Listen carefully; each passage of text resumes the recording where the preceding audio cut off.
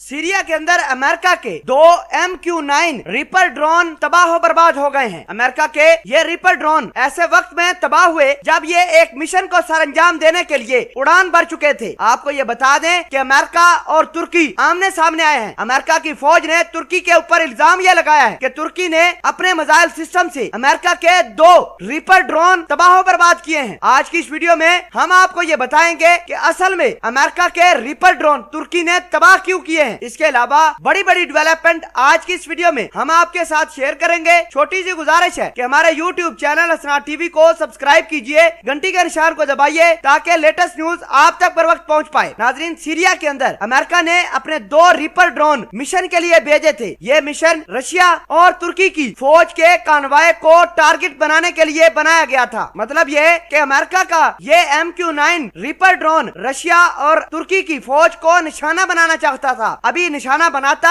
कि तुर्की के missile system ने अमेरिका के दोनों रीपर ड्रोन पर अटैक करके उसको तबाह बर्बाद कर दिया। आपको बता दें कि अमेरिका ने इस बात का दावा किया है कि तुर्की के मिसाइल सिस्टम ने उसके 2 MQ-9 रीपर ड्रोन मार गिराए हैं। बहरहाल तुर्की की जानिब से इन ड्रोन को लेकर अभी तक किसी किस्म का कोई बयान जारी नहीं किया गया। आपको ये बता दें कि अमेरिका ने इराक के अंदर जनरल कासम सुलेमानी को मारने के लिए इसी रीपर ड्रोन का इस्तेमाल किया था और ईरान के सबसे बड़े कमांडर कासम सुलेमानी की जनवरी के अंदर इसी रीपर ड्रोन के जरिए हलाकत हुई थी। नाजरीन, आपको ये बता दें कि अमेरिका के MQ-9 रीपर ड्रोन को प्रीडेटर भी कहा जाता है। फिलहाल ये ड्रोन अमेरिका की एयरफोर्स, अमेरिका के custom, royal military force, Italian air force इस्तेमाल कर रही है। आपको ये भी बता दें कि सीरिया के अंदर यूनाइटेड नेशन की परमिशन के बगैर अमेरिका ने सीरिया के अंदर अपनी फौज तैनात कर रखी है और इसकी लड़ाई अब रशिया और चाइना के साथ है। हाल ही में लेबनान के अंदर तुर्की और अमेरिका दोनों मुल्कों ने अपने फौजी रडार सिस्टम और दीगर मिसाइल सिस्टम तैनात कर दिए हैं। लेबनान की गवर्नमेंट ने तुर्की से खुद मदद करने की अपील की थी और तैयब एर्दोगान ने वहां पर अपने फौजी मिसाइल सिस्टम तैनात किए थे। दूसरी जानब अमेरिका ने हिजबुल्लाह को